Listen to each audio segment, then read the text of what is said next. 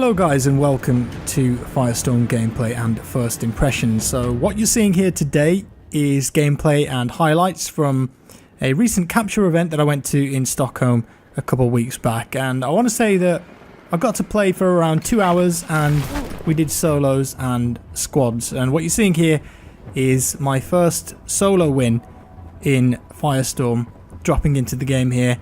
And what we're going to be doing in this video is just going through some cool moments, and I'll be explaining some of the gameplay mechanics and impressions, really, just what I think about the game. So I've dropped in here, and as you can see, the map is just absolutely gorgeous. And one of my biggest takeaways from playing Firestorm, just for this limited time, was that it was so nice as a BF5 player to be able to play in a new environment, a new location, be surprised, find little coves where loot is hidden away, new firing angles, positions, and just get lost in this big, beautiful environment. Now what you saw there was me applying a armor plate to my vest, and I'll explain the armor plate system a little later on in the video. And you also saw me finding a artillery barrage back there when I climbed up the ladder. So there are lots of call-ins in this. As you can see, you can just fire off the artillery barrage there. I didn't expect to get a kill with this, but I just wanted to see what kind of damage does an artillery barrage do in a Frostbite engine battle royale game. It just destroys everything around it. The radius is quite large on it too. Almost killed myself here. Didn't get the kill on the enemy though, but we'll see what happens next. Vehicles, big part of Firestorm. Armoured vehicles too. This was one of those butt-clenching moments where I saw a staghound, and I've got no anti-tank at this moment in time, so I had nothing to deal with that guy. So, best course of action was just to hide. And here, this is a vehicle breakout. So at certain locations on the map, you can find these, and within that bunker is a vehicle. But it takes bloody ages to open the thing up. So it's a risk-reward thing where it makes a lot of noise, so if anyone is nearby they will hear that, but if you get it open, there's your reward. And I think that can be a tank down there too. It's a staghound. There's some fuel. The vehicles have fuel in this game, and you've got to keep them topped up, otherwise you're going to run out of juice and you won't be able to drive them. You can find a safe in these breakouts too in the corner. It might have awesome loot in it. Unfortunately, it doesn't fit. So what I've got to do is get out and open the other side. Don't really want to do that, to be honest with you, because there's probably players around, but if I want to get the vehicle out, then we just have to. So there I go on the other side, opening up door number 2. And I think I get attacked here, yeah. Got stuck a little bit on the wheel there. Almost died. But we managed to get in the staghound and just sit back, recuperate, and then we break out. Can't see the guy immediately. He's around somewhere because I get a Panzerfaust in my arse. Nasty, I'm going to make a run for it. Now, some of the vehicles in Firestorm work differently than they do in the base game. And what I mean by that is that certain tanks, for example, are squad-based vehicles, so the driver can only drive, and if you want to fire, you need a squad mate in there on the cannon or on the machine gun. Bit of a balance idea there. And here I'm refueling because I picked up that jerry can. Takes ages to refuel, but obviously that's quite important. We're getting towards end game here. Supply drop came in. Let's have a look. Nice shotgun. So the weapons in this game are different rarities. If you find a pink or a gold, then it's going to be better specced out. You can get bigger backpacks, you can get level 3 chest rigs, which allow you to apply more armor plates to your body. So that's the loot system that they've gone for in this game. There aren't any attachments for the weapon, it's rather the rarity of the thing that you find on the ground. And you may have noticed that the base health is 150 in Firestorm, and every armor plate that you get adds 50 health. So there's no damage mitigation, it's just adding health to your body. So I managed to find a V1 in one of those supply drops, and the V1 is the rarest item in the game at the moment, and you can hear it coming, and as expected, it's going to make a big boom. So I picked up the kill on the infantry guy there, and it's just me versus a tank. Not something that I've done in a battle royale game before, I have to admit. And the only anti-tank I've got really is this, the AT grenade pistol. Starts shooting at me. You can see the flames encroaching here. Get a hit on the guy there. Quick reload. And that's it. Disabled, so got a chance. And I called in a vehicle just in case, but the dude jumped out. And we got the victory. There it is. That was my first ever win in Firestorm. Only 3 kills, but I mean, felt good. It was exciting. Got my heart pumping at the end there. I think the outro bit could do with a bit of gravitas, but yeah, there it is. Now we're playing a squad game here. I was playing with Stoddy and Adam and Tommy from the 200 Gamers, and I've got the Schwimmwagen here. It's an amphibious transport vehicle with a machine gun on it. Very fun. Picked up Tommy there, my squad mate. And this is right at the start of the game, so we don't really have any loot, but I thought for a laugh, you know, get in the Schwimmwagen, see if we can attack these dudes on the bridge here. This is a real thing. I actually built this. It's very cool, but we get up on the bridge and I found a vehicle call-in, and it turned out it was another rare thing. This time a Sturmtiger, and we decided, you know, can you get crushed by it? The answer is yes, you can get crushed by vehicles. Bit of myth busting there. I don't know why I called it in on the bridge, just for a laugh I think. But yeah, Sturmtiger basically fires a bathtub. You don't get many rounds with it though, but this one you could actually fire as the driver. You can find vehicle ammo too though to replenish it. I mean, it's it's tricky to get that thing out. But here we are running away from the storm. And the firestorm is horrific in this game. When you're in it, you just don't want to be there. You're actually set on fire, and there's this really cool animation, as you can see him flaming away there. Some mad lads here on a tractor. There's going to be so many memes created with this thing. It's a one-seater, unfortunately, but you can ride on it, like you can in vehicles in the base game. Have you ever seen a tank and a tractor go to war together? Well, yeah, you have now, I suppose. But we started to engage another squad here. So much fun, man. Like, one thing to take away from Firestorm is that there are probably more only in Battlefield moments in this than there are in the base BF5 games. It's just fun. You've just got this massive map, a huge sandbox to play in. Tanks, helicopters, which you'll see later, vehicles dropping in, V1s exploding. I mean, this is your typical firefight.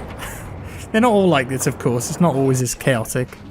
Most of the time it's just guns, but because of the vehicles thrown in there and all the different loot, you just get these beautiful only in BF moments that are great fun. I think I started to get hit here quite a bit.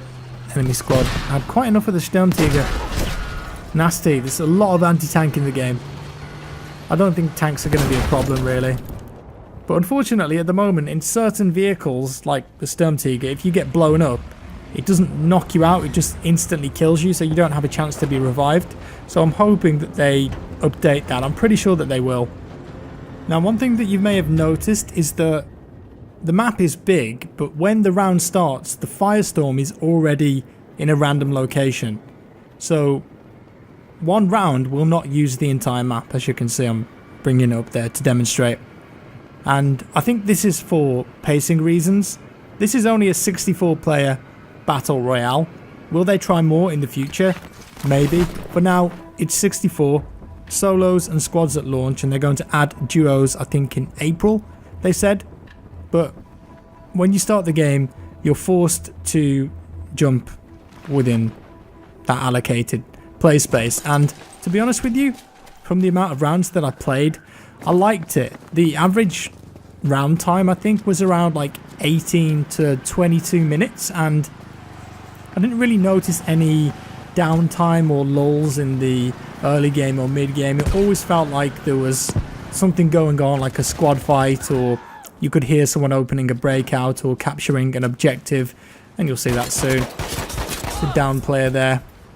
You may have noticed he had his knife out. You can also shoot one magazine of your secondary, whatever it is, while you're downed, so you can defend yourself a bit, and we'll talk about that a bit later on. This is how the loot looks in the game. I think it needs some refinement. It kind of pops out the players in these big 3D boxes, and they look nice, but they're not great for usability. I think this is a case of art design overruling fun and gameplay design. It would have been fine if it was just a box on the ground like they do in Apex, where you get a 2D list of all their items, but this is how they're doing the loot in this game. Inventory's on the right of the screen there. Again, a little bit clunky. I think it's going to take some getting used to, but after a few rounds we started to understand it a bit more. There's a ping system in the game, not as elaborate as Apex, and you can drop ammunition, you can split ammunition, and you've got a total pool of ammunition too, which some people like, some people don't like. You can see splitting the ammo there. And this is one of the objectives that appeared, and these are located all around the map. Every now and again a new objective will come up, and if you capture it by doing this, you know, just as you do in Conquest, then an airdrop will be called in, and in that airdrop you've got loot. You see, this is what I mean here. It starts to get a bit messy, right, with all the 3D boxes everywhere. But Criterion and DICE, who are working on this game, they were taking our feedback on board, so I expect that there will be plenty of updates and improvements to the game. Got in a little squad fight here with the guys in the barn. And that's the last kill. Unfortunately, there was another dude, I think, from a different squad firing at us. Down there. No new weapons in this game as far as I could tell yet. All of the weapons were from the base BF5 game, which I was kind of disappointed by, I suppose. I was expecting to see some new weapons, but maybe that will come down the line. Enemy tank there shooting at me.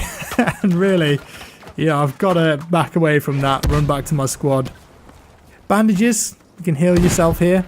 Takes a little while to get back up to full. Of course, you've got all your normal grenades too. Nice sniper rifle here. Didn't have a long range scope on it though. And I didn't get to use it, unfortunately, because the tank decided to rock up on us. But we made the call, you know, let's try and take this dude out. I think there's a full squad in there. Nice shot there with the Panzerfaust in the side. And then the tank decides to just crash through the building. I'm trying to get mines on it. The squad bail out. And I go down, bleeding out. Now if you watch what happens here, so I've got a Liberator as a secondary.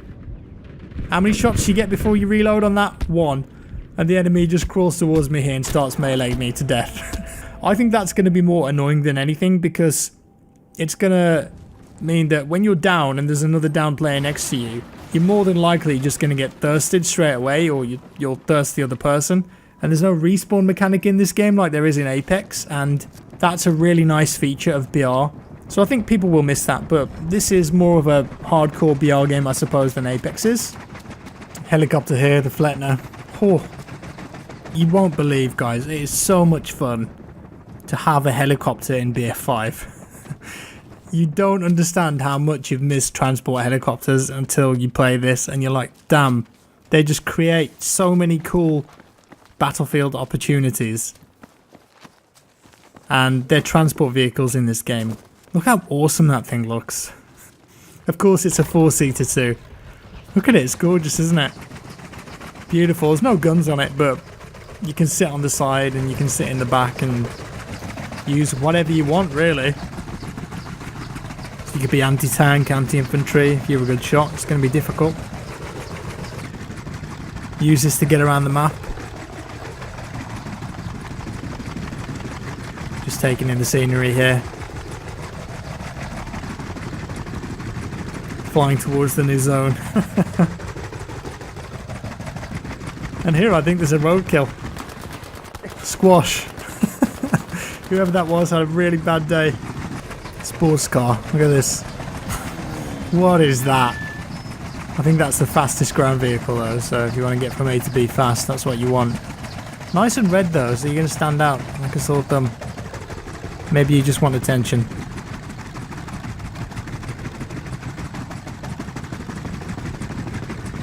This snowy area too looks great.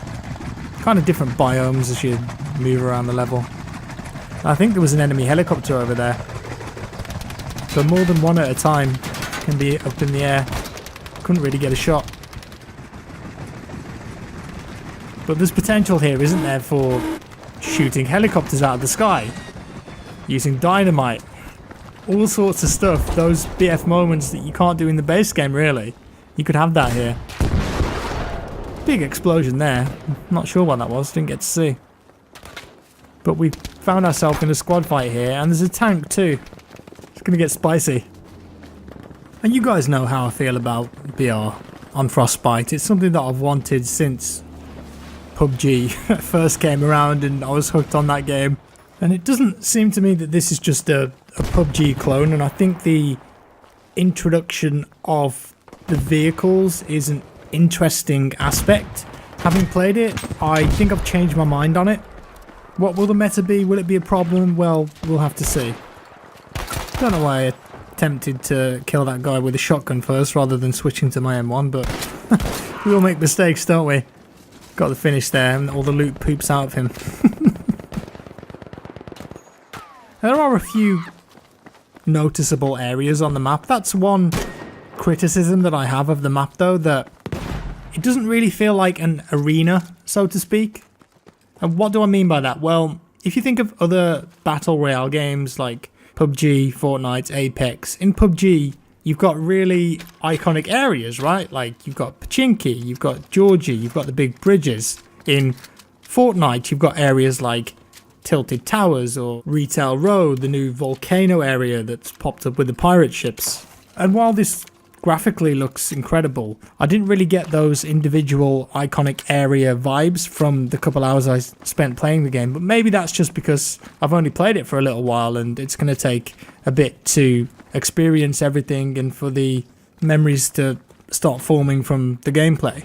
And this is another game where we dropped at the docks area. I'd say it's one of the more interesting parts of the map from what I got to see and experience so far.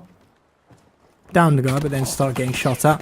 Now just another note on the armor that I wanted to mention. So you get different tiers of vest, 1, 2 and 3, and they will allow you to put so many armor plates in, and you can find armor plates dotted around the level. And if you kill someone and they've got armor plates on them that they haven't used, you can pick those up and use them. Of course you can. But if they haven't got any unused armor plates on them, when you kill them, there's no way for you to get that armor back. So it would be cool if that was an option, rather than just banking on do they have unused armor plates. Maybe if you kill someone, then there will always be at least one or half of one armor plate, so you're not always in this constant war of attrition with other players, because you want to incentivize people to fight, right? You don't want a situation where everyone is avoiding firefights because they know that they might lose all their armor with no way of getting it back. So I think that's something that the devs need to look at. Right, wrapping things up, Easter egg time. There are a couple of things here that are for sure related to Easter eggs, and up here on the map there's something. Now, there's no story of Firestorm, so to speak.